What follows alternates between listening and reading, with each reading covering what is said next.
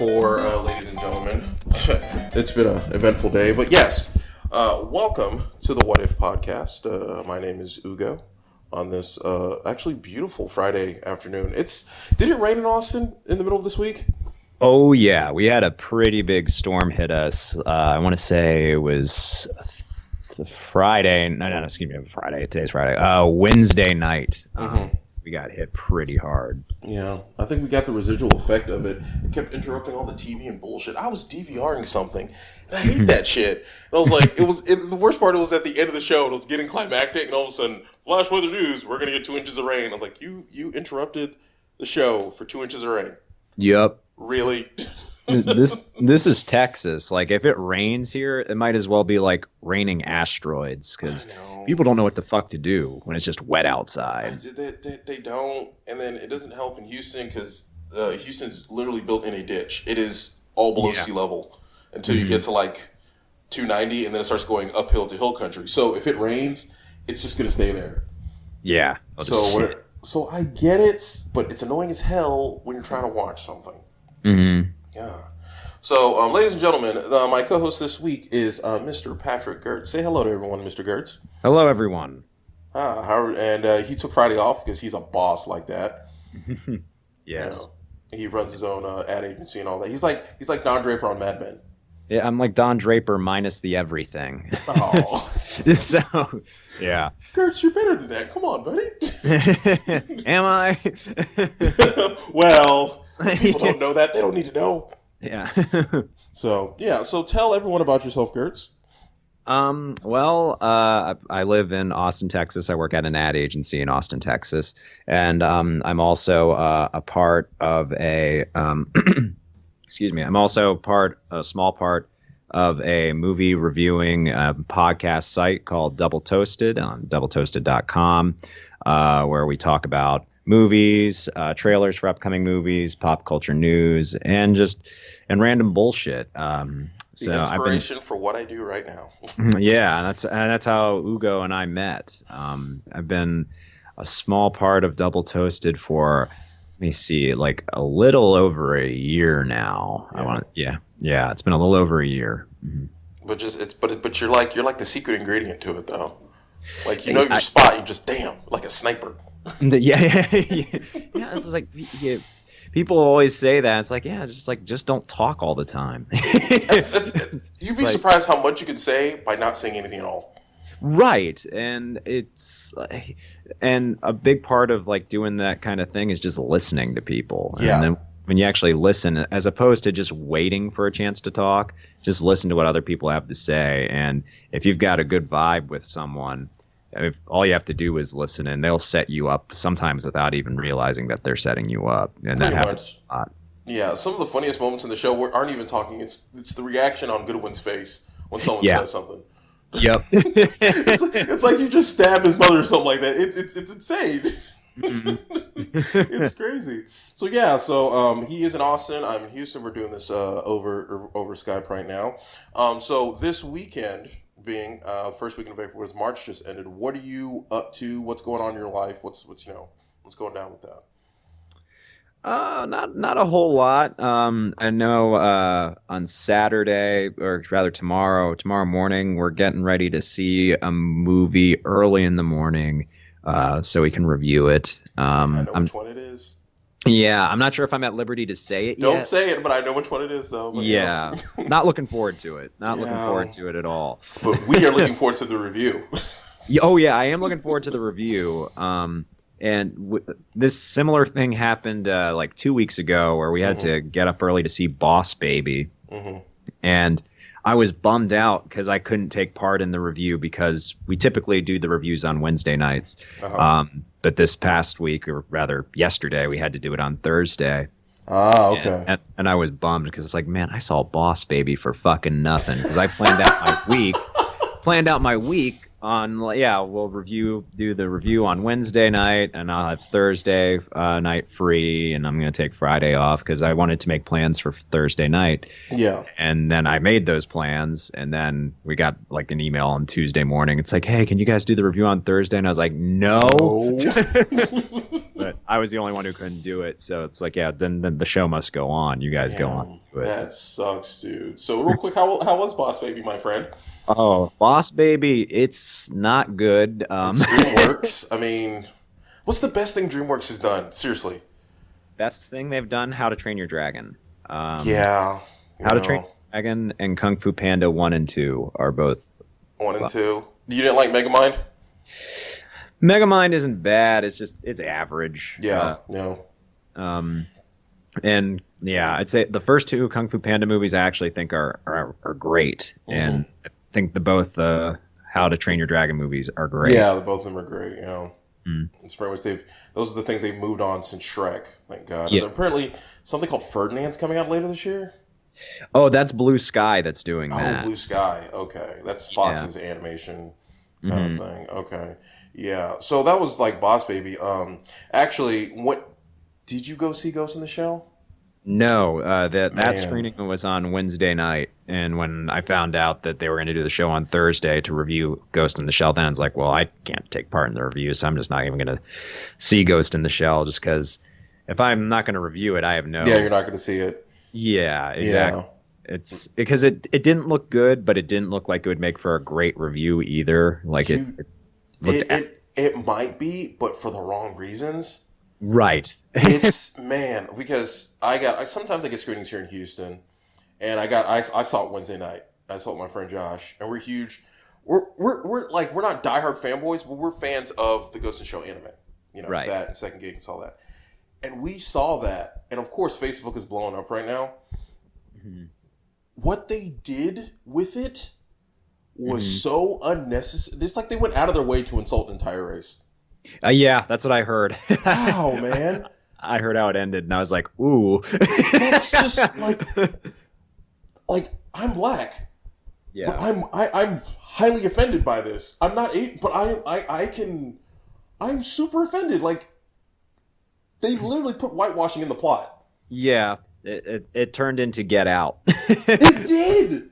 Yeah. It really did turn into Get Out. It's to the point where, like, you as a writer and a producer's director could read the script and be like, "Are we sure we're doing this? Can we not?"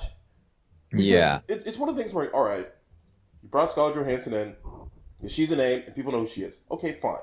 If that's the case, let's set it in a futuristic New York, or let's set it in a place where there's a majority of white people in it. Let's not set it in a place where everything is written in Japanese, and then all the supporting characters around her are Japanese.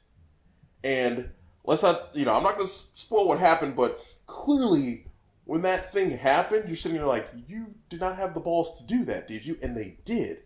Yeah. It just, like, I tweeted the other day, I said, it's a sad day when a cheesy 90s Saturday morning show is more progressive than a futuristic cyberpunk anime.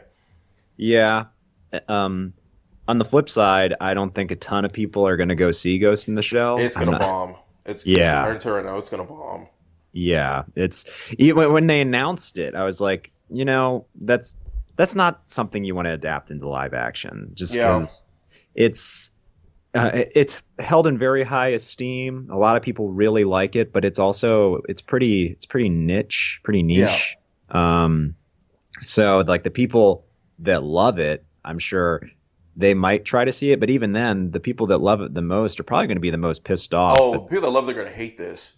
Yeah, because it took you months to get past the. All right, she's white. I can get past it if they do their story well or whatever. I can get past that. But when they actually take a plot point and say "fuck you, Asia," that's not what they did. This isn't a spoiler, but there's a character in the movie, the captain. I forgot his name, but the old guy. Yeah, he only speaks Japanese.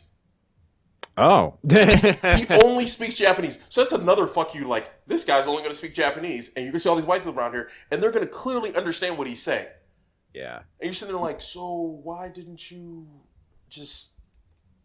Yeah, it's a clusterfuck, dude. And the thing is, let's say, and you're right, Girts, let's say the leading actress was Asian, and they didn't have that plot point in there, it'd still be like an average man movie. Special effects are okay there.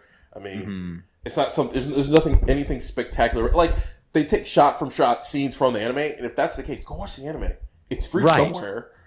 That's one of the things, like, if you're going to adapt it, do something different with it. or make it to a point where, because there's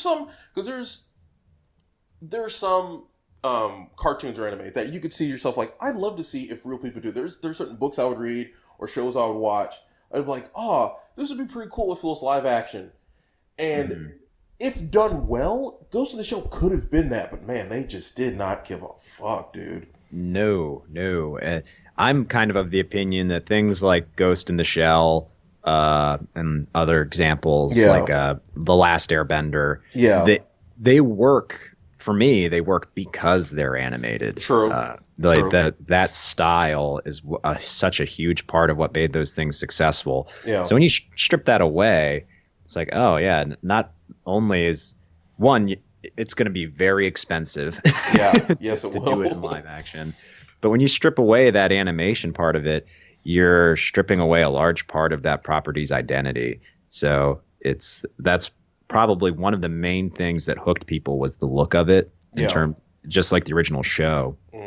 And when you strip that away, because you're not going to be able to fully recapture that in live action. You just can't do it. You can't, and it's one of those things where you hope as a fan that if it's adapted to something mainstream, that mainstream people will like see like, oh, that's interesting, and from there go seek out the anime or the other movie. But this one, it's just like the Green Lantern movie. They saw, they're like, oh, this is bad. I don't want anything to do with this. And it's doing the exact opposite. You're like, no, it's good. Just no. Nope. No, this is trash. And so is the thing it's based on. This is trash. Oh, it hurts, man. Fuck. So that's all I had to say about that. Because that's just, man, I was upset. Yeah. I don't get, like, the weird thing is, like, stuff like that happens in other movies. Like, Gods of Egypt or like other movies like that. I'm like, you know what, this is bad, whatever, moving on. But this one really upset me. Maybe it's because I like the property. Yeah. But this one like really upset me because I could have dealt with her being white, then setting it up in New York and not doing that. I would have been like, it's all right, whatever, moving on. Yeah. But for them, it's like I know what upset me. Either don't care at all and be lazy, or take all the care in the world and do a full-hearted effort. They went half-assed. That's what it was. Like, we're going to take the time to, like, I had a friend of mine. He, like, remembers every detail of everything like that. He's like, the chair that Bato was sitting in is just like the chair in the anime. They had that detail, but other details like, maybe her being Asian or the whole concept of, like, what is life kind of thing. They just, we're glossing over that. Like, if you're going to go through that detail, why not go the extra foot to put the other detail? Like, why only put half? The other thing that's tricky, I think, with adapting anime and live action. I mean, this sounds shitty, but it's true. A lot of anime characters are drawn to look white, and we can blame Walt Disney for that. Yeah, but at the same time, it's like Japan has this, I don't know, this infatuation with making their characters look white. Yeah, it's not just Japan. It's Korea in general, and I've been reading. I've known this, but I read articles where like. It's one of those like whiter skin, whiter eyes. Like South Korea is the capital of plastic surgery in the world. Like they love changing their look, and it's kind of sad. Not kind of sad. Yeah, it is sad. It is very sad that not liking who they are, and I understand that, and it's portrayed in their media that way. But at the same time, I feel that's what the problem is. Hollywood, it's like they understand, but they don't understand how much they affect the way people think. Yeah. Like, it irks me because people say, like, oh, they have Scarlett Johansson because she's a name. And Business Ugo says, I understand that. Yeah, she put Scarlett Johansson in. They know her name. But I also think to myself, did you know who Sam Worthington was before Avatar? Right. And then Terminator Salvation. And they kept shoving Sam Worthington down our throats to the point we said, we don't like him. Go away. Yeah. To now that he's doing, like, The Shack, which is like a Christian kind of allegory movie. They did the same thing with Jai Courtney. They kept shoving us down our throat like, we don't like Jai Courtney. Stop it. Yeah. So if they're going to shove two Australians down our throat, why can't they try to do the same thing with an Asian actor? Like, seriously. Like whenever I go to people keep saying, like, oh, we don't know yet. Like, there's like, why did... I kind of play both sides, and they say, like, why can't they ask an Asian person? I say, quick, name 2 A-list Asian actors off the top of your head right now. They're like, exactly. Yeah. You got Ken Watanabe, Chow Yun-Fat, and Michelle Yeoh. They're too old, and Michelle, they're all 3 of them too old. We were saying also Kimiko Kikuchi from Pacific Rim. She would have been perfect as the Major. No one knows who she is. Yeah, and Here's she's an idea. also not a Yeah. good actress. Here's the thing. I watched it. It wouldn't have made a difference. Yeah. Because Major is so monotone throughout the movie, it wouldn't have made a difference. Mm-hmm. Like, you didn't need Scarlett Johansson's quote-unquote acting chops to lift this movie. It wouldn't have helped. And then you're saying, like, yeah, she's not a good actress. How many A-list actors are really good actors?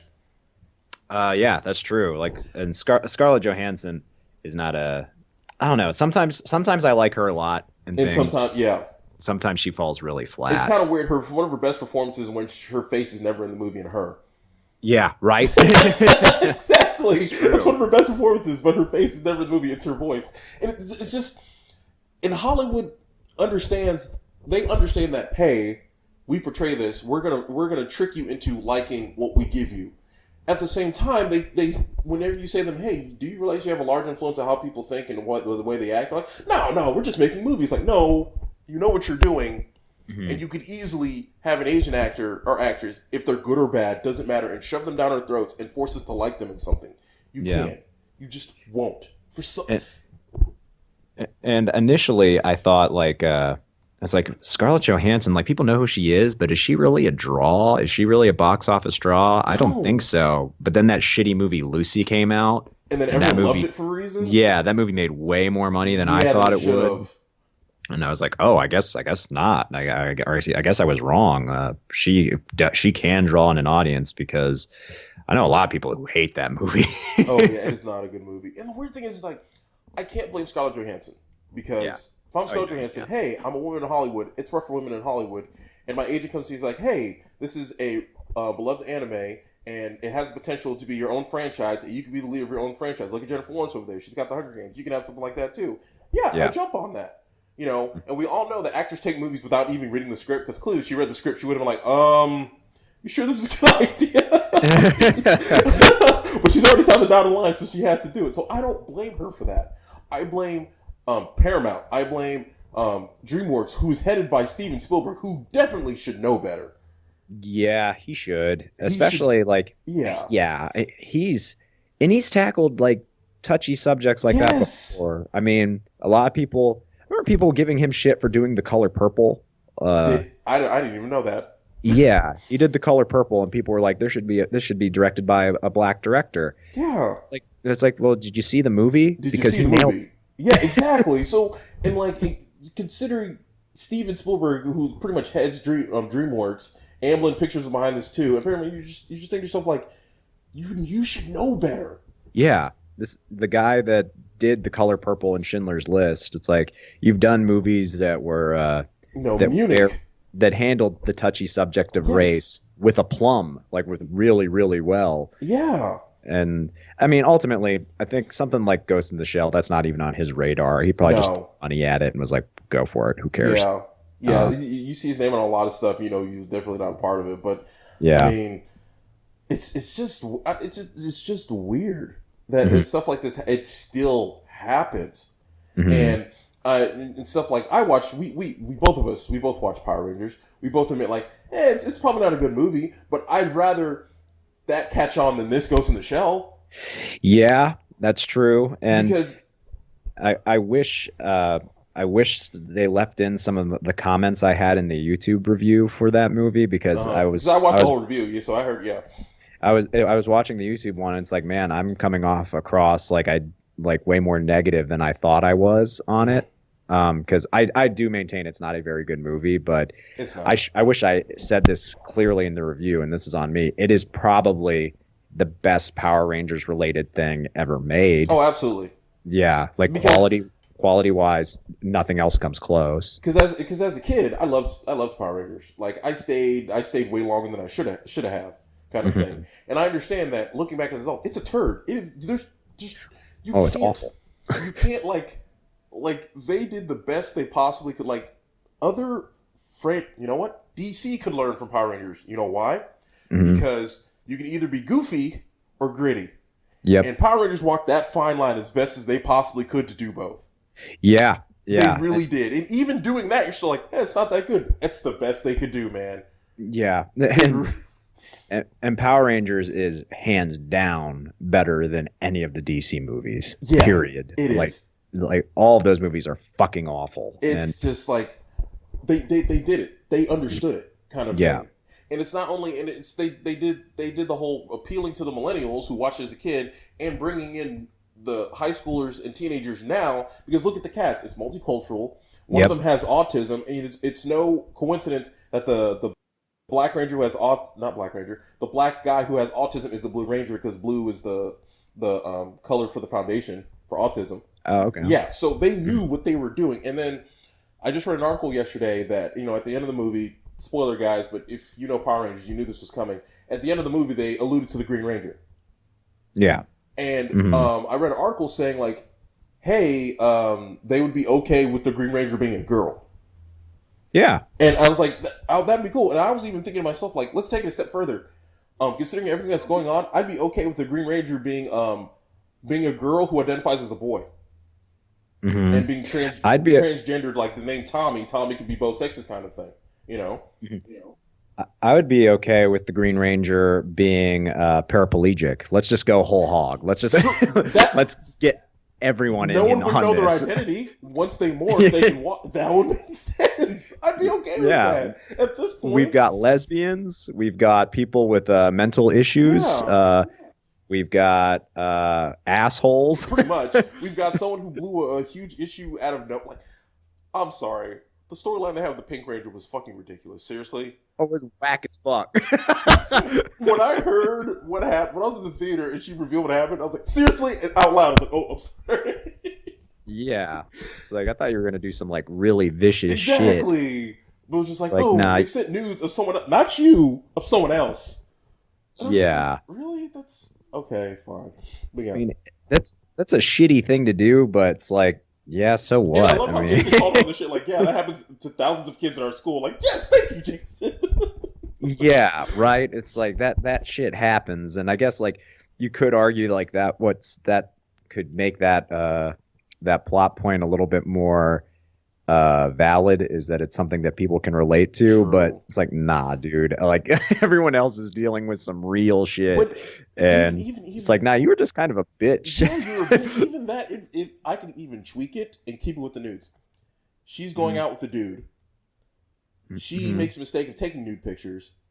The dude sends it out. She punches the dude, gets in trouble. Now that'd be like, okay, I understand that. But for her to be like, oh, it's a friend of mine, and blah, blah, blah. I'm like, this is stupid. This is like, I look around like, this is what the kids like these days? Okay, sure. Yeah. That seems like a business decision where they were like, we don't want the Pink Ranger being the kind of person that takes nude pictures. No, we want the one where she sends nude pictures of other people. That makes it even better. Yeah, it's like, because we don't want people Googling nude Pink Ranger and shit. Like, no, we got to sell donuts, goddammit. No. Too late, Lionsgate. Too late. Yeah. Very, very, very too late. Yeah. So, like, it's just, Ghost in the Shell, Power Rangers, it's a great segue into what we actually did come here today, Girts. Like we said, pretty much the Power Ranger movies was a superhero origin movie, right? And right now we are in the dawn of the superhero genre franchise, to the point where it was starting to get stale, and thanks to Deadpool and Logan, they're starting to figure out different ways to do it, right? Yeah. And all this started back in 2008 with Iron Man, Robert Downey Jr., his great comeback. That was a great year for him. I think he did like 3 other movies, 2 of them were Oscar nominated. So yeah, it all started up again. There have been attempts at superhero movies. We can't forget that Captain America movie that came out like in 1990. That was a gem. Yep. Starring that dude from Space Mutiny. It was great. But as you can see, there have been stumbles and there have been falls, and they finally somehow got it right back in the late 2000s, right? And but for some reason, Girts, even though they've tried, and I don't know if they've tried full-heartedly or half-heartedly, they just can't do the same thing with video game movies. Nope. It's like there's the source material's there. There's been comics that have done it right, that have been turned from the video game into a comic. They still can't do it. Mm-hmm. But I present to you, Girts, what if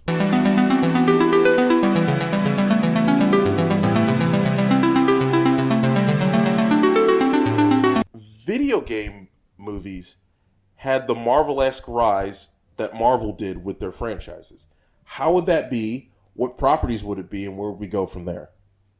Kind of thing. So I was looking up on, there's video game movies that have come out in like the past. The very first one to come out would be this, the infamous and glorious Super Mario Brothers.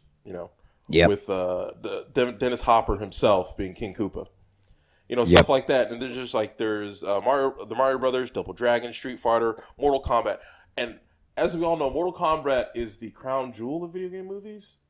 Yes, it is hands down. Really, really sad. I'm looking at the Rotten Tomatoes scores for all these movies. None of these movies get over 50%.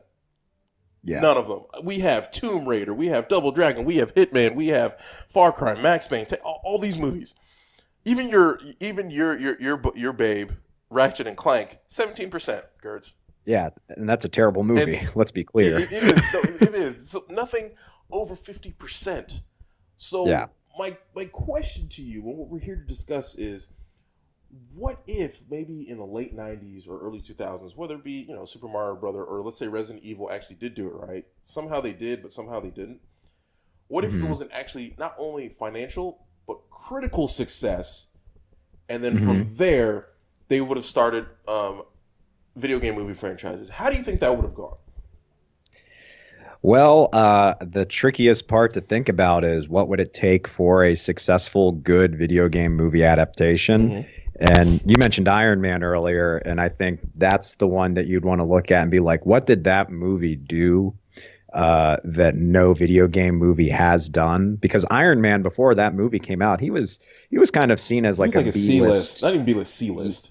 Yeah, he was not he was not an extremely popular character. I remember when I first heard about Iron Man, I was like, he kind of sounds like a knockoff of Batman. Exactly, because at that time, it was Spider-Man was number one. After Spider-Man, you had the X-Men, and then everybody else. Yep. So, looking at that movie, I think the main reason it succeeded so much was that it was really character-driven, and you had the perfect casting for it. True. So, if they were to say, if they were going to try to do a video game adaptation that could be like a launch pad for a video game movie universe, I think that's what you'd have to look at. You'd have to look at, okay, what's a video game that we can take and make it very character centric, make it a lot about the character, and who could we cast in that role that would just kill it, who would crush it? Because Iron Man, the plot of that movie is pretty cookie cutter. Yes.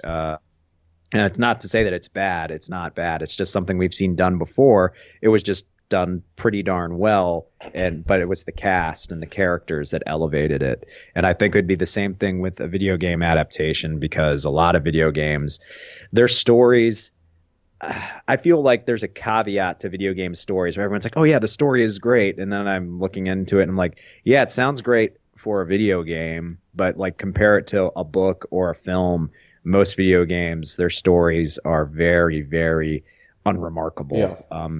There are exceptions, of course, like The Last of Us is a video game that I know a lot of people love. I do not, but hands down, the best thing about it is the story and the characters. It's funny about Iron Man is Iron Man was the first movie where you looked forward to seeing the hero out of costume. Yeah, it's the first time, like, whenever Bruce Wayne was Bruce Wayne, like, screw this, become a bat. Whenever Spider-Man was Peter Parker, screw Peter Parker. But you wanted to see Tony Stark be a dick to everyone. Yeah. And it was just a bonus when he's in the suit. Yeah, and when he was in the Iron Man suit, they made a point to show a lot of scenes where we would see his face. And that's become a trend that's kind of annoying right now, where they have to go out of the way to take off their mask, and you're just like, guys, come on. But I get it.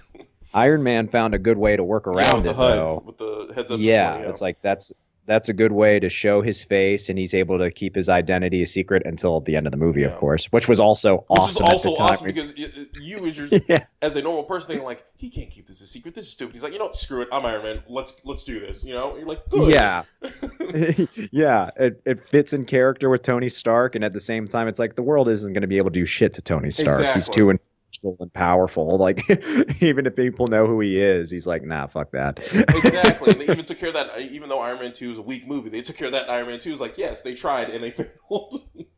Yeah. So it's stuff like that. What I guess let's say it was around like the late 90s, early 2000s. At that time, what video game franchises do you think could have been great, or could have been a good movie franchise?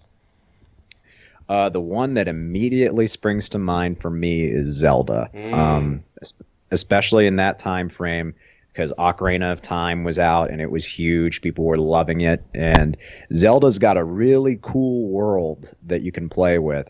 Yeah. The tricky part with doing Zelda, of course, is that the protagonist Link doesn't talk. He doesn't say shit. That's true. So I don't know how you would find that would be the challenge. Would make him an engaging character in a cinematic sense, as opposed to just an avatar for the video game player, because that is how they approach that game. Yeah. How the creators have said numerous times. That's why he doesn't talk. It's why Samus doesn't talk in Metroid. Now, the one thing I could see them doing one thing I could see them trying to do is you can make a show or a movie with an engaging main character that doesn't talk. Yeah, like the classic example I can think of is Samurai Jack. Oh yeah, Samurai Jack. He probably talks the least of any of the characters on that show. He has like 3 lines an episode. Yeah. And when he says something, you're like, oh.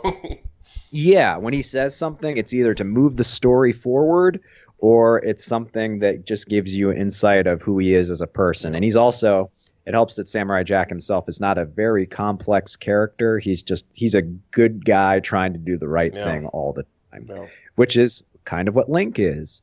So, or at least that's how I would see Link being portrayed. So you hit something that I feel is crucial, in that the narrative for video games is different from a book or movie narrative.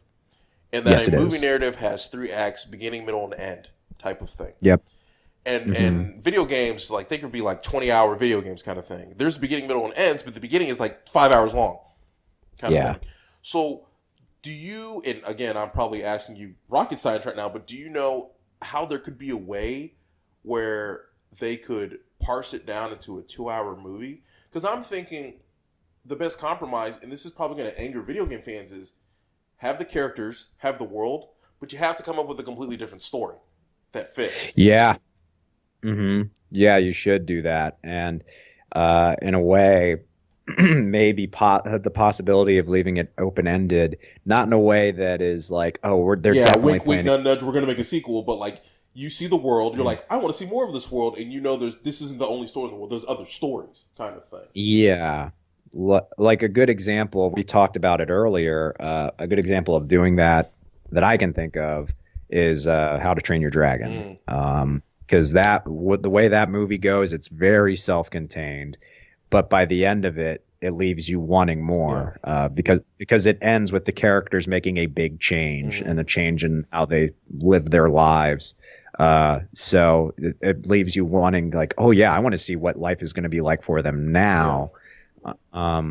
So I do think there's definitely some validity to the sentiment of we should create our own original story for this. We can use the characters and use the world, but let's try to create a story that fits in with that world and feels appropriate for these characters, that is new. And that way we can actually tell a story the best to our ability, as opposed to trying to adapt something into a different medium that it wasn't even built for in the first place. Have you ever played Metal Gear Solid? Yeah, those games are whack. Because I do not like them. Because from what I've heard, like, man, like, the stories are convoluted as shit, dude. They are. And it's just like, but the thing is, like, from afar, it looks cool. From afar, like, okay, Liquid Snake or Solid Snake, whatever, and all the Big Boss and all those things, like, it's something like, oh, I can do something with it. But when someone ever describes the game to me, they're all like, well, Metal Gear Solid 1 came first, then it goes to 3, and then back to 2, then Wind Waker, then Double You're like, wait, what? Yeah, right. I mean, so that, I honestly, maybe Metal Gear Solid might be a place where you like the characters, you kind of like what's going on, where you could parse that down and put it in an order where it could be a beginning, middle, and in the end kind of thing with that universe. Because and it's also relatable to a wide audience. It's military. It's alone. It's kind of like Rambo in a way. So you could do that, and like maybe in an alternate universe where technology somehow it's in the '60s, but somehow technology is still like today, and you know the conflicts and stuff like that. You can maybe do something with that. And I'm not sure. Do you think maybe it might be that because a lot of these games are like Japanese, a lot of their creators and source material is Japanese. Do you think maybe it's like Nintendo, for example? You're a huge Pokemon fan, and you know how protective Nintendo is over its IP. Yeah. So do you think it might be the creators are like, no, I don't want you to fuck this up for good reason? They have good reason to think so. Is it that it hasn't been done because they haven't let maybe a production company or a studio haven't given them their IP to do what they want with it, or is it just they're just not even trying? I think I get the mentality of like, we don't want to trust this with someone who will fuck this up. At the same time, they have yet to entrust it to someone who hasn't fucked it up. So Sure. Part of me is like, who the fuck are you to say we're going to screw this up? You don't know how to tell a story. You make fucking video games. Yeah. And yeah, you could tell a compelling story with a video game, but you also have the advantage of people being more invested with what you're doing because they're directly interacting with the thing you're making. So they have a level of investment into it that someone just watching a movie doesn't have. So part of me is kind of like, yeah, maybe they should back off a little bit just to make sure that they're entrusting it with someone who has a proven track record of telling an effective story in that medium. Like I get Nintendo's mentality because like the Super Mario Brothers movie is a train wreck and a half. Oh, and man, that's like the worst possible example of someone fucking something up. Like Yoshi? Yoshi was cool. No, he wasn't. There's nothing cool in that movie. There's not a single thing in that movie that works. Talk about a letdown, dude. Fuck, like Yoshi, like, okay, he's gonna look nothing like he is in the video game. I get that. That doesn't make sense here. But why the hell is he the size of like a Cocker Spaniel? Yeah. Oh, God. No, that movie's whack. Oh, man. So I'm trying to think of like an example like of movies where they get a lot of the stuff right except the most important part. I think Ratchet and Clank is actually a good example of that, where they got the look right. It looks like Ratchet and Clank. They nailed the look. But the most important part, at least for Ratchet and Clank, is the characters. And the characters in that movie, they found a way to like strip all the personality from them. They're so fucking milquetoast in that movie. When you play like the first two games, you've got Ratchet and Clank like talking shit to one another. They feel like friends and they've got a dynamic. Yeah. In the movie, it's just like, come on, buddy, and it's lame as shit. It's like, nah, dude, we don't see them become friends. They're frankly too nice to one another when they meet each other, and that almost feels like in the movie. Yes, okay. Yeah. Like in the very first video game, Ratchet is a straight up dick to Clank for like 90% of it, and you really don't like him as a character until about when you've only got 3 hours left in the in the game. And the movie could have found a way to capture some of that where you can still make both characters sympathetic, but you got to have some conflict between them. Yeah. Like that, it's a buddy film, and for buddy films to work, you got to have a good portion of the movie where the buddies aren't buddies. Yeah. Or like I'm trying to think, and they don't necessarily have to be dicks to one another. Like a pretty unconventional buddy film that a lot of people don't think of it as a buddy film, but I think it is one. Is Die Hard? It's a buddy film between Bruce Willis and Family Matters. Yeah, Reginald DeVille Johnson. Carl, we'll just call him Carl. Between him and Carl. Yeah, Sheriff Carl, and those characters, they're not dicks to one another when they first meet each other, but they become friends by the end of the movie. Yeah, there's a And mutual respect for them by the end of the movie, for each other. Yeah, there are two guys that know nothing about one another that are trying to reach a common goal. And then as they're trying to reach that goal, they learn more about one another and they become friends. And Ratchet and Clank could have done something like that. But I feel like you got the video game, to back to your original point, you got like a video game company hounding on them. A video game company, let's cut the shit. They're not interested in making a good movie. They're interested in using a movie to sell more video games. Yep. As a commercial. Yeah.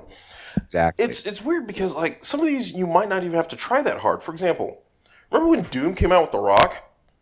Yeah. You played Doom last year. It was one of your favorite games last year. Yes, it was. And what was the objective of Doom? Oh, kill shit. That's it. So you would think there's a lot of video games out there that are like, just go and kill shit.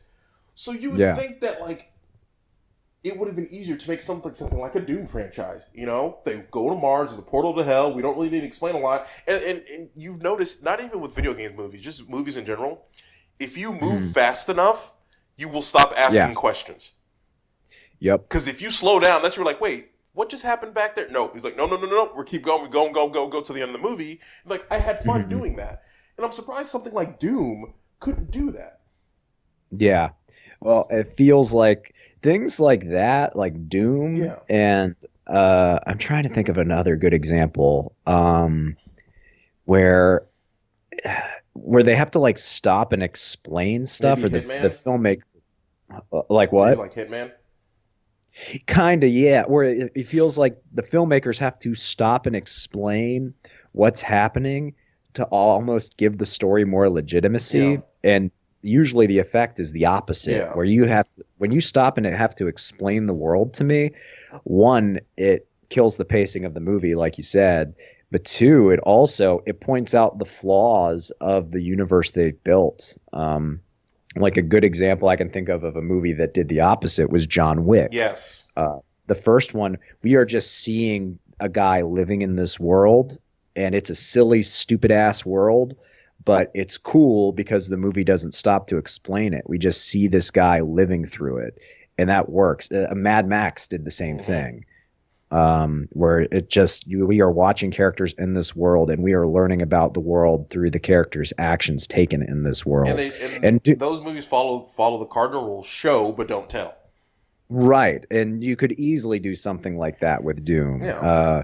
You could easily turn Doom into a fun ass like hour and a half action movie in the same style as John Wick. It could even be a guy on a fucking space station in Mars or on Mars, and a demon kills his dog, and from that point on, he's just killing. Demons left and right. Yeah, pretty much. That would totally work. It would work. That would totally work. I mean, it really would. It's just you just have to find a director. Just to keep pacing up, we just got to keep it moving. Just got to keep it moving. Don't ask questions till later. Don't ask questions. By the time the movie's over, you're like, oh, wait, I have questions. Movie's over. Too late. You had fun. Kind of thing. You know? Exactly. And I just never understood. That's inherent in video games. You play it to have fun. Why can't I have fun with the movie? Like, yeah. Why are you making? Oh, sorry. No, you're good. No, please go. I was like, why on earth are you trying to turn Assassin's Creed into like a legitimate drama? What the fuck are you doing? That's. First of all, I want that Eagles agent because that guy knows what he's doing. He's in every scene, and honestly, if Eagles could talk, he would have had a speaking role. Yeah, he had more screen time than Jeremy Irons. It's just so sad. Jeremy Irons is so hit and miss. It's so sad. Like, oh yeah. Man, I don't know. Between this and Dungeons and Dragons. So, let's going back to Assassin's Creed. Yeah. There are parts of Assassin's Creed, like everyone keeps saying, 1 and 2 were good, and then starts going off the rails in 3 and 4. So, looking back, do you think, if you were in charge of making the Assassin's Creed, you're executive producer Patrick Girts, how would you make this Assassin's Creed palatable to the masses and still fun, like it was in the first video games? Well, I would say fuck the Animus. We're not doing that. We are going to follow this guy in this ancient time period, and we're only going to follow him because that is the one part of the games that everyone likes. Everyone hates that animus bullshit, including me. I hate it. And you're not going to double down and make it like the claw from Toy Story? Yeah, right. I hate that fucking crap. It's so goddamn stupid. It was dumb in the video games, and it's even dumber in the movie because the movie has to stop and explain it. And I'm sitting in a theater, an establishment that shows art, and I'm being forced to watch this fucking garbage. This a bad idea by video game standards that they decide to leave in the fucking movie. So executive producer Girts would say, "Fuck that, we're not doing that stupid." And you know what could even work too? They could like somehow work backwards, where start back in Spanish Inquisition, then like go forward to like the pirate times when it's Black Flag. To go forward to the third one where it's a Native American kind of thing, and then just like go and like they could have completely forgotten the present. And just kept doing the whole, the assassins versus the Illuminati kind of thing in that ancient world. You could make it a very like episodic kind of film series with new characters in each one, with callbacks to the other one. I gotta have a 3-movie contract, Girts. What the hell? Yeah, like if it's a secret league of assassins and assassins that's a league of assassins that spans generations, which they make a point of saying in Assassin's Creed it does. Why wouldn't like someone who's alive, say if I were in this pact, this league of assassins, why wouldn't I leave like clues and messages for future generations? You could do stuff like that, and without having to resort to some stupid ass sci-fi bullshit that makes like that kind of takes all legitimacy and drama out of the idea. You know what I feel it is? I feel Hollywood's right and wrong in that they feel the moving-goatee audience is so stupid they'll like whatever shit they put out. Yeah. But at the same time, they're kind of right. It's sad. It really is because if that were the case, why are we on our 5th Transformer movie? Well, China. China's live. Speaking of, apparently at like Cinecon, they just showed like 15-minute footage from the movie. Everyone's saying like, "Wow, this is a fucking mess." And I'm like, of course it's a mess. Where were you guys 3 movies ago? Yeah. Remember, when we talked about, when we talked about this on Double Toast, and not to diverge too much, but when Coleman was all about divergence. Yeah, when Coleman was like, "Yeah, man, I'm gonna be fair and give this a shot." It's like, well, I'm gonna be fair and say fuck you then, because we've seen 4 shitty Transformers movies. The first one is hands down the best one, and it's still not good. It's still not good. So, in Transformers' defense, after seeing Transformers, I think it was around when the 3rd one came out, I was like, Michael Bay, you fucked up too much. I'm going to watch the original cartoon and see how much better it could be. I got through like 3 episodes, like, wow, this is bad. Yeah, it's not good either. It's not. So he kind of started, it's kind of the Power Ranger conundrum. You started with shit, you did the best you could with shit, except you got worse. Yeah, and to that first Transformers movie's credit, there were a couple pretty cool action scenes in it. Yeah.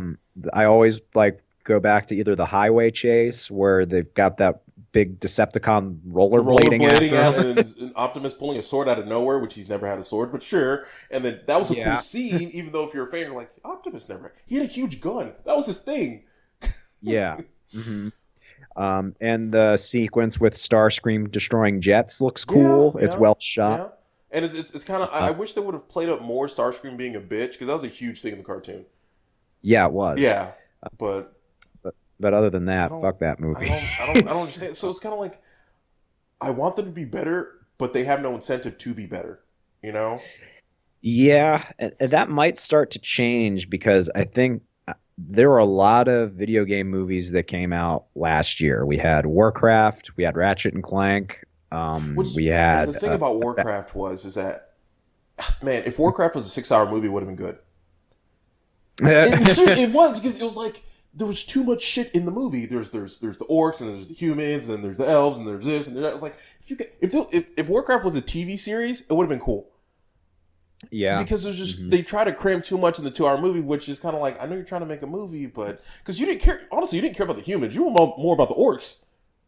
But Yeah. they were the cool part, like, oh Hmm. man, it's his family and a baby orc, and and just yeah, Warcraft just it was too jam packed with stuff, and that was its problem. And you talked about Ratchet and Hmm. Clank, where they weren't faithful to the video game, and then Hitman Agent 47 came out last year too, and which honestly Uh-huh. brings me to like this, like of right now, as of right now, and us going forward, because sooner or later, a broken clock is right twice a day. They're gonna get it right sooner or later. No, they're not. Who do you think? Okay, if let's say gun to your head, they will. Let's say gun to the head, they do. Who do you think they'll get Yeah. it right with? Like what Yes, franchise? because Goodwin's put all his money in Overwatch. He's wrong. That's not going to happen. They're not going to make an Overwatch movie because they're making Overwatch YouTube shorts that are better than any video game movie to date. Damn, there's a lot of shorts that are better than video. Have you seen those Mortal Kombat like YouTube shorts? Yeah, they're awful. But they're better than like most of the movies. I'm kinda. I mean, no, man, I can't get with you on that. See how we're just pulling for straws here, Gertz, on it. Like we have to go to YouTube shorts and say like this is better. Yeah, I remember seeing that short, and again, it was like them trying to make Mortal Kombat feel legitimate. It's like we're gonna Yeah, ground combat in the real world. It's like, man, this is a series that's making fun of Chop Socky movies and Bruce Lee. It's got sorcerers and lizard yeah, men. it does. Like, stop trying to make it feel gritty and real. Stop trying to Christopher Nolan this shit. Just stop it. Just own what it is. True, It is and that's what the cheesy. first movie did. The first movie owned what it is. Yeah, it's cheesy kung fu fun, and that's why that first movie, for the most part, I think that movie works. Yeah. Uh, I wish it was more violent because Mortal Kombat is very Of course, we violent. can't make it rated Um, R. You can't bring in the kids. Even though, how many rated R movies have you seen fucking kids in though? right. I mean, if they pulled off Deadpool and they pulled off Yeah, Logan, they could pull off Mortal Kombat. You true. could even keep the script mostly the same with that last Mortal Kombat And they movie. are rebooting it though. Yeah, Hmm. so they, I I, mean, I just don't want them to lose sense of the fact that like Mortal Kombat when it first came out, it was goofy fun. It it wasn't like was. people were, this shit is badass. It's like, no, this is over the top graphic violence that's so over the top that it's funny. Yeah. And you gotta be able to capture that. But to your question, if they were to get anything right, uh hmm, get I always fuck up his last name, the guy who created Samurai Jack. Oh, Gendy. Tartakovsky. Yeah, get him to do Metroid and make it Ooh. animated and do that. Because that's a guy that understands how to tell a story with no With no dialogue or dialogue, little dialogue, minimal dialogue. very, very little Hmm. dialogue. Can make you care about a character very, very quickly and very effectively just by showing little flashes of their story, of their past, like he does with Samurai Yeah. Jack. Um, and also can create a bunch of cool looking worlds like he also did in Oh Samurai yeah. Jack. It's just beautiful that show. You watch the new you Yeah, watch the new episodes, right? yeah, Just I'm beautiful. fucking And loving I'm it. loving it because I was like, is that blood? That's blood. Yeah, there is a lot of blood in it now, Thank you, and Adult Swim. yeah, and it's blood that feels warranted Yeah. because the guy's a samurai, and again, that's a good example too of something like Mortal Kombat, where my fear was that they were going to lose some of the humor Yeah. that was in the original Samurai Jack, and they established very early on, it's like, oh Oh no, no. we're still going to do We some remember why we goofy were shit. funny. Yeah, oh yeah. Yeah, we got a robot that fights people by doing scat music. Aku's going through Yeah. therapy.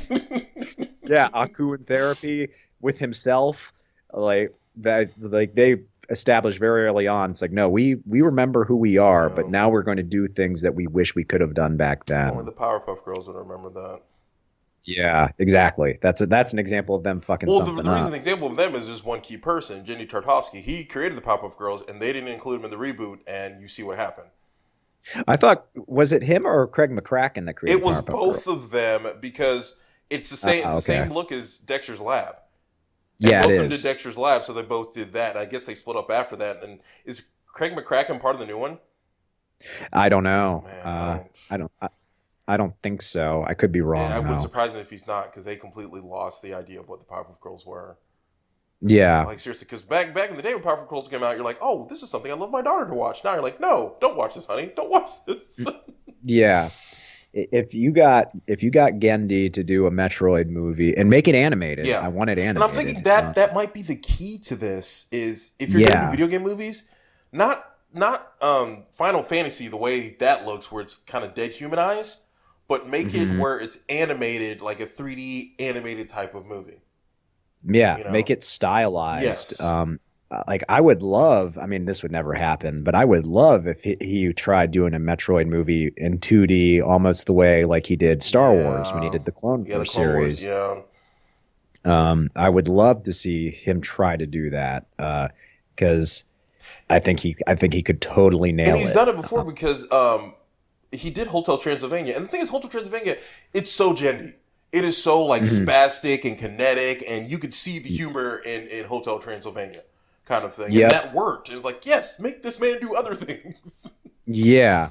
I could see him taking something like Metroid and injecting humor in a tasteful way into it so it wasn't so like grim dark. Because I could see Metroid falling into that trap.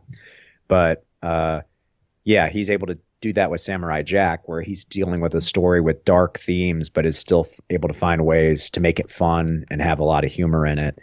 I think he could totally crush Metroid if someone gave him a shot. It will never happen. Yeah, I know.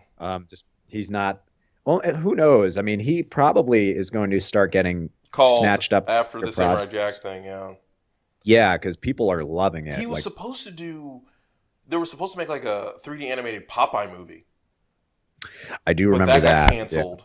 Yeah. And I even saw like, did you see the short or whatever the test footage? Yeah, it looked okay. So I was like, okay, you could have done that. I mean, have you seen not footage? Have you seen pictures of this new Tomb Raider movie with Alicia Vikander?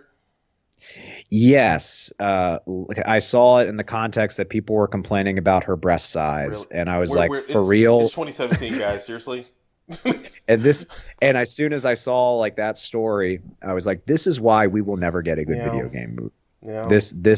This right here, because as soon as people see like a still from it, the first thing they latch on to is like is the main character's breast size. And the thing is, like looking at the Tomb Raider reboot and looking at Alicia Vikander, it's like, dude, she looks just perfect. like it. Yeah, like, they nailed it. Like they even went out of their way to like, yeah, this new reboot Tomb Raider, no boobs. Come on, guys, no boobs. Yeah, right. It's like you want video games to be taken seriously as an art form.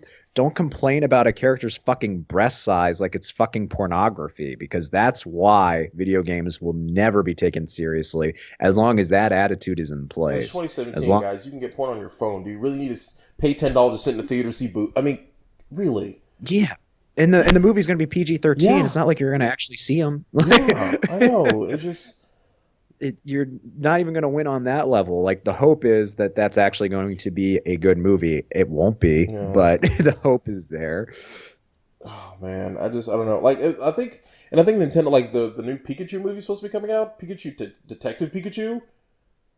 Oh yeah, in like 2018 or next year or something like that. So I don't. Are they going to get Danny DeVito? That's what we're saying. Voice Pikachu. It has to be. It has to be. It has to be him. It just has to be. And just stuff like I think if they go the animated route with a lot of these, it can work. Yeah. If they did Detective Pikachu with either Danny DeVito, if you can't get Danny DeVito to do Pikachu, get H. John Benjamin. Who I thought should have been Rocket Raccoon, but what do I know? Yeah, he would have been a great Rocket Raccoon. Yeah. Bradley Cooper's good too, but I would have loved to hear H. John Benjamin. Bradley Cooper tried because you didn't even recognize it's him. Yeah, to his credit, like when you hear a Rocket Raccoon, I do not think Bradley Cooper. Yeah. But if they did something like that, Danny DeVito or H. John Benjamin as Detective Pikachu, and you got a good team of writers on it, like the guys that did 21 Jump Street. Lord and Miller, yeah. Yeah, they did Cloudy with a Chance of Meatballs. Yeah, the good news is like Lord and Miller, I think right now they're in charge of the Warner Brothers animation group. So pretty much everything Warner Brothers is coming out with, they pretty much have a hand in. And the Lego movie, the Lego Batman movie kind of thing. Yep. So notice how well written those were. And how that is the first, the Lego Batman movie was the first movie where they broke down Batman. You're like, holy shit. Yeah. Of all the Batman movies that have come out, Lego Batman gives you a better sense of who Batman is as a character than any of the other ones. Period. Like when Barbara Gordon says Batman he can't be a guy dressed up in a costume with no accountability, we're like, holy shit. Yeah, it's like, oh yeah, she brings up a good point. It's a great point. You're like, oh, he's a man-child in a costume with no consequences. It also gave a really good reason why Batman is such a dick. Yeah. A very human reason why. He doesn't want to get close to people because the people he was closest with, he lost. Yeah. So it's like, oh, they've made a character who is incredibly dickish and an asshole, very, very sympathetic and also relatable. Why can't live action Batman movies do this? But a block Lego man can do this.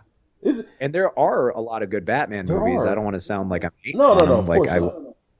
But I maintain that I think the only movie that probably delves into Batman like as a character a little bit better than Lego Batman is probably Mask of the Phantasm. Yeah. But that's about it.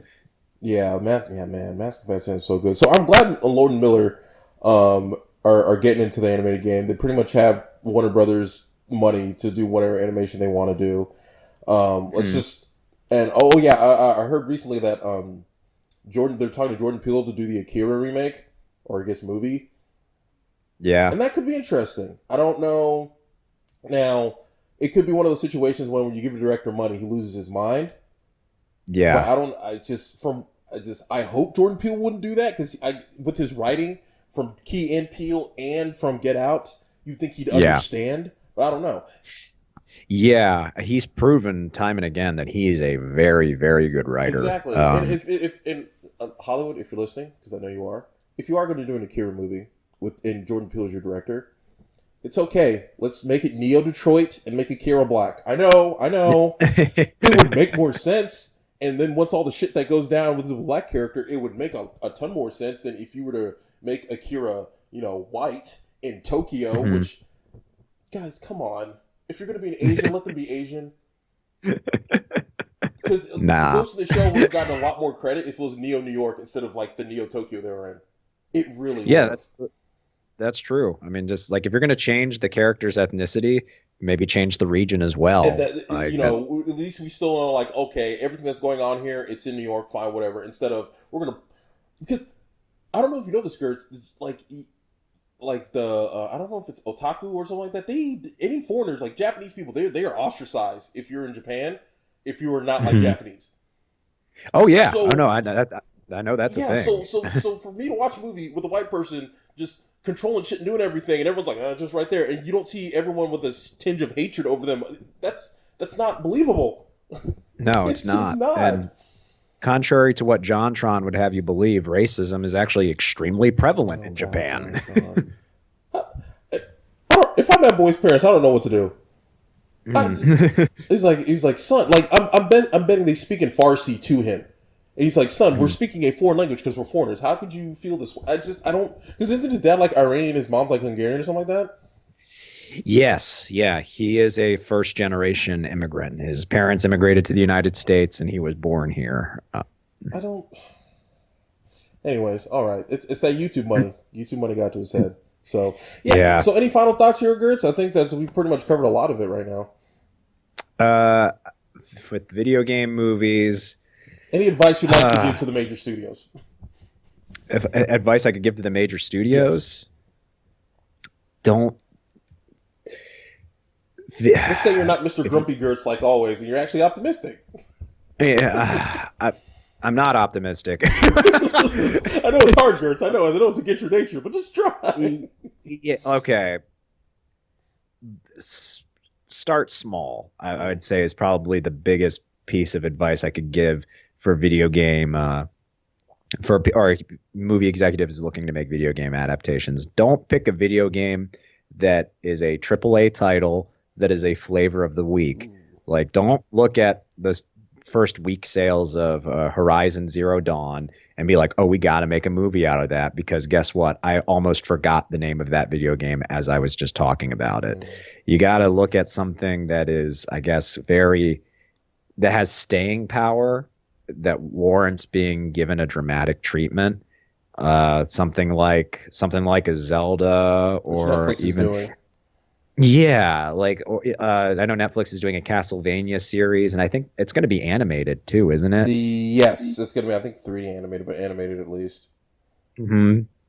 Yeah, like starting kind of small like that, where they're looking at series that have proved themselves as being like, oh yeah, there's something here. There is some magic here that keeps people coming back. Maybe we can try to capture some of that magic and do something at the same time kind of different with it with a movie. Because right now the video game adaptation game is all about making money. Yeah. And the funny thing is, we were talking about how many video game adaptations there have been in the past year. Very few of them. In fact, I don't think any of them turned out a profit. I mean, even No. War with all the money it made overseas, when you factor in its marketing budget, Yeah. I don't, it barely broke The even. rule Even of if, thumb is you have to do 2.5 times what your budget is, yep, and I don't yeah, think it did that. yeah. So I know Assassin's Creed Oh didn't. I know Jesus! Ratchet and Clank didn't. Why did they come And out during Ratchet. Christmas? Why? Christmas. There's always like 5 movies coming out during Christmas. Why is like Christmas is fine? That's fine. Yeah. No. Nope. So yeah, I, I I'm not sure. Like, because again, I'm not sure if it can be done. I don't know if it can be done. And Would you be more amiable to TV series? yes, Like if Ratchet and HBO Clank. or Showtime or FX or Star started doing stuff? Yes, honestly, yes. Like Castlevania, I'm actually pretty optimistic about. Yeah. They're making it a series. Uh, it gives you more time to really play with the world. You don't have to cram information and down people's throats. You can actually let the world kind of build itself in a way, kind of like how Game of Thrones Yeah. did. Um, where there's never a scene in Game of Thrones where like the whole show just stops and you're like, oh, here's the history of the Targaryens and the blah blah blah Oh blah no, blah. This I is love what Game of Thrones is. It's just like it starts talking about stuff. There's been times I've watched entire episodes like, is that important? I don't know. And then what do? I go online and I look it up. Like, oh okay, that's what everyone yeah. does. Yeah, it builds the world in a way that makes you want to learn more Yeah. about it as opposed to just like rolling your eyes like, oh, great, the show or the movie is stopping so they can explain this world to me. And I don't really even need to know that to enjoy what's happening here. So, yeah, I guess like, yeah, to echo your point, if I could give any piece of advice to movie makers trying to adapt video games, I would say stop and look into making shows. I think that's probably the best thing you could say. Yeah. If you got just like Ratchet and Clank, totally could work as a cartoon show. Totally could work. Sonic the Hedgehog, they've already done it like Multiple multiple times. times, Yeah. I remember the and gritty one from the '90s. and that one's actually pretty good. Yes. Yeah, like that one. They Nolanized Sonic the Hedgehog before Nolan was a yeah, they thing. did. And at the same time, like they still kept the characters' personalities very much intact. Sonic is still a smart ass punk kid, but he's in a darker setting than we had seen him before. So it struck a nice balance of that. So fuck movies, go into making shows because shows typically, in my opinion, television is a more effective storytelling Storytelling medium mode than because you have time to have character development. Yeah. yep. Yeah. Yeah. Yeah. Well, thank you so much, Patrick, for being on my show today. How can the people of the internet reach you? If you would like to reach me, you can find me on Facebook, Patrick Girts, Twitter, Patrick Girts at PGirts, and on the PSN, username PGirts. And you can also find me on doubletoasted.com and on Double Toasted on YouTube, where we have a lot of conversations very similar to this one, where we just shoot the shit and talk about nerd crap. Oh, yeah, yeah. And also, you all know that you can find this podcast on YouTube. Just search The What If Podcast. We're also on SoundCloud. So you go soundcloud.com/thewhatifcast. You can find me on there. If you want to send in any what if scenarios, any comments, questions, concerns, if you can't get enough Gertz and you wanted to come back on the podcast, please tell me via email on thewhatifcast@gmail.com. Or if email's too complicated and formal for you, you can tweet me. My Twitter is _whatifcast. And we're also on Facebook. Just search for What If podcast. Once again, thank you so much, P Dirty, for being on with me. And I will see you soon next time I roll around in Austin. So, for sure. And that is the What If Podcast. And until then, guys, I will see you next time.